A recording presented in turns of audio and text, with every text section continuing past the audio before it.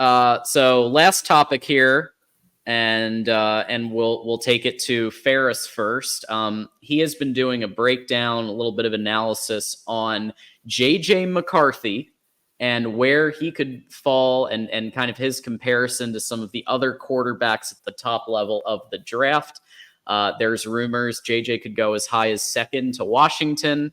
I still think it could be the Vikings. But Farris, what have you been kind of looking at?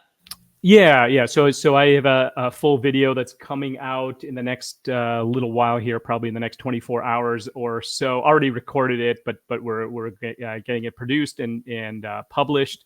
So I compare JJ with Caleb Williams, Jaden Daniels, Drake May, Michael Penix, Bo Nix, but also with, JJ is 2.0 of.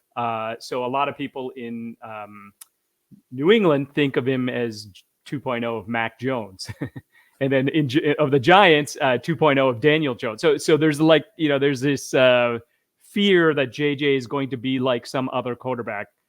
The flip side is Brock Purdy. Is JJ a Brock Purdy? So all of those quarterbacks, every quarterback I mentioned, I went into detail in terms of what their actual stats are.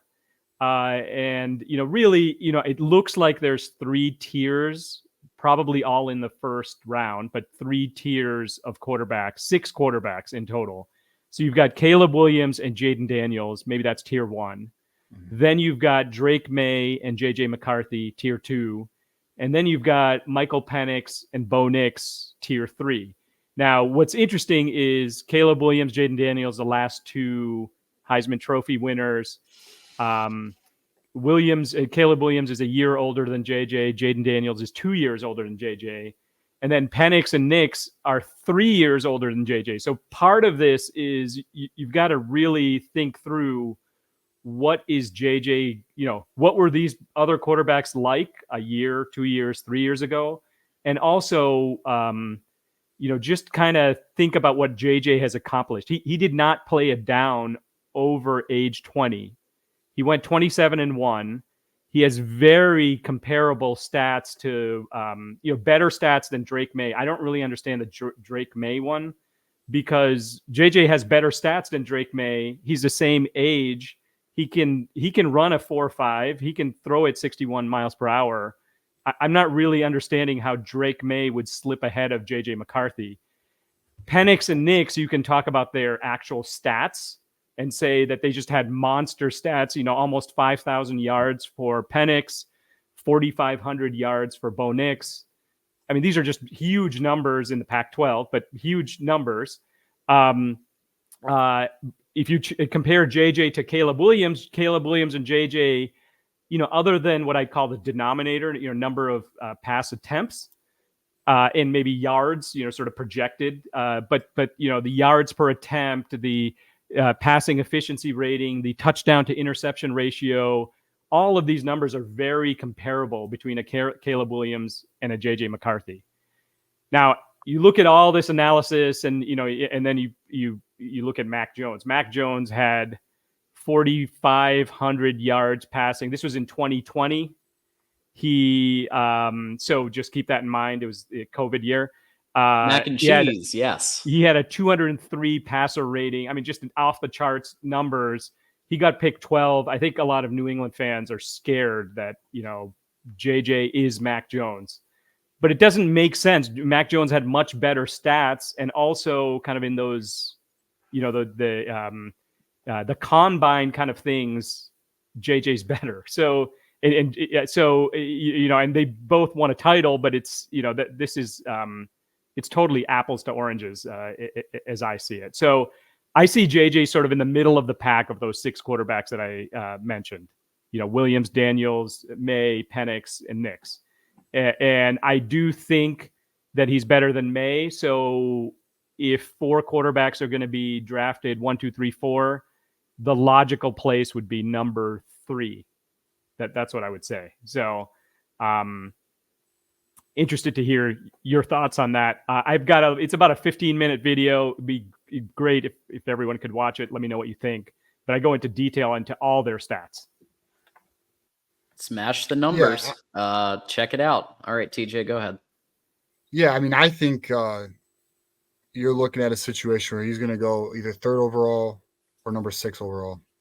And then if the Giants want him, which are at number 11, they got to trade up to get him. So I think your assessment's very similar to my own. I would put JJ and Drake May in the same category. So, it's just what boards do, what do they have on their big boards?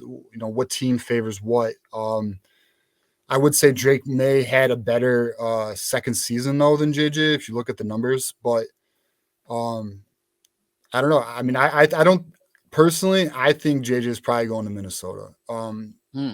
I could see him going 3rd though. I could see him going 3rd overall, but I think Minnesota is going to be home. Which, being a Lions fan, that'll be an interesting situation. Yeah, I'm with you, Minnesota. Yeah. Kind of thinking in terms of what's best for JJ, it might be better if JJ slips a little bit, actually, even though we, we all like JJ, but if he slips a little bit, gets to a better team, or Minnesota gives up multiple picks to get up to, kind of in the 4 or 5 range, probably is where they would need to get. Maybe that's better for JJ. Fitting in with a already built system is a lot better than just having no offensive line and getting crushed. So, right. No, I agree with that. I think JJ is better suited for a team already fairly established. I think Minnesota's a good fit with the wide receivers they have, the tight end they have, and their new running back they got. So, I think I would like. Shit, it's so tough because, as a Michigan fan, I'd like to see him in Minnesota, but as a Lions fan, I'm conflicted. Because it's either one of two things. It's either one, he does really well in Minnesota, and that's gonna be frustrating, and as a Lions fan, or the Lions are gonna make his career really hard. So, we'll see how it goes, though. I mean, that's the life of being a college football fan, but. Yeah, it'll be very interesting. I'm so excited for the draft too. I can't even wait. We're 2 weeks away now, so it'll be a good time. Yeah, I love the idea of JJ to JJ, right? So that's what would happen in Minnesota. But yeah, that's not good for Lions fans if that takes off. So just a side note, Marvin Harrison Jr. A lot of people think he's going to the Chargers, so that'll be kind of interesting if that ends up happening. Oh man, yeah. So Marvin Harrison Jr. joining Michigan West. That's that's really interesting. It makes sense. It does. It makes sense because they traded Keenan Allen. So absolutely, and he would. I mean, he would be instantly a starting wide receiver, connecting with Justin Herbert. So, speaking of Minnesota, we do have Minnesota Dave. Who is giving a $9.99 super chat.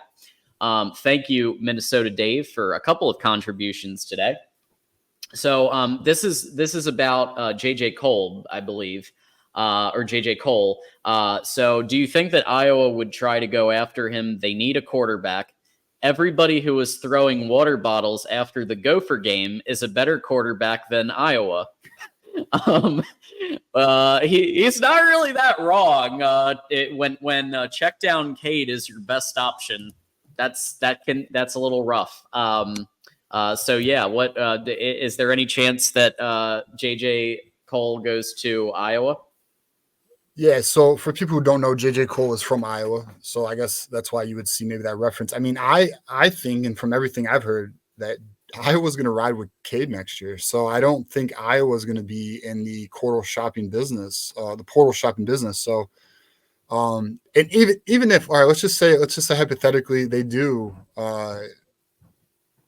reach out to JJ Cole. I mean, do we honestly think JJ Cole would rather play for Iowa than Michigan? I think Michigan's a far better option for him with a far better offensive line, with a defense that's already championship ready. And you got running backs that Iowa doesn't have, tight ends that, all right, we'll give Iowa tight ends here. I don't know who their tight end's going to be next season, but I'm sure he's going to be pretty damn good because they always are. But we got Colson Loveland, so Iowa can take that.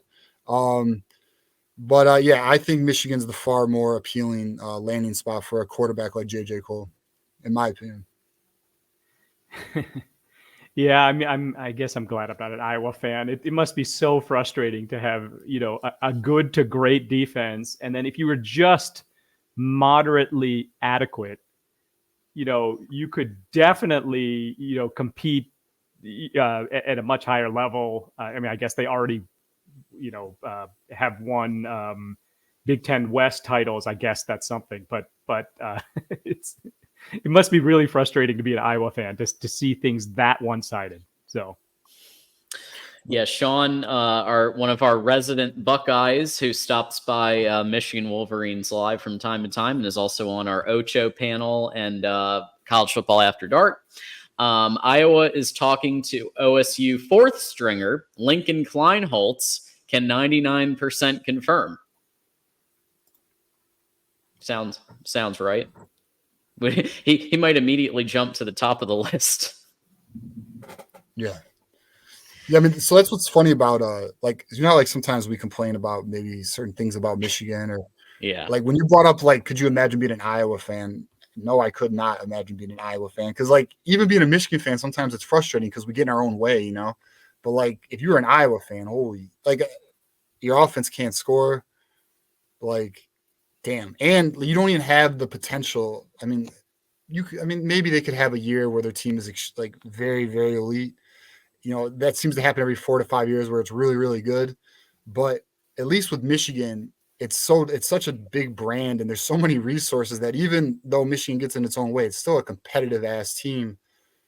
Even with all of our hurdles that we have to jump over. I mean, Iowa, like I couldn't even fathom being a fan of an Iowa or like a Northwestern or an Illinois or an Indiana. Like Jesus, that'd be I was tough. kind of rooting. I'm not gonna lie. I was kind of rooting for Iowa a little, like compared to others, as like a secondary. In part because Erica and Casey Mallory and all them are. I'm tight with all them, so like I wanted it to work out, and then of course I made the boneheaded prediction that that Iowa was going to beat Penn State at Happy Valley. Which really didn't happen, and so they let me down. But they still had a pretty solid season given the offensive struggles last year. So, just a quick side note: I believe Iowa plays in the Rose Bowl against UCLA or one of the LA teams. I fully expect that to be an Iowa takeover. In the stadium there. I think people are going to do vacations and go over there. And I think a lot of the traditional Big Ten teams, with the opportunity to go West Coast, people are going to plan vacations around it. And the lukewarm interest with some of these West Coast teams, or well, the two LA teams, but UCLA in particular, people want to go to the Rose Bowl. I think people, you could see stadium takeovers when that happens. Yeah, I would say that's probably a high probability because they can't even get their own fans to show up for any game. So that'll be interesting to see.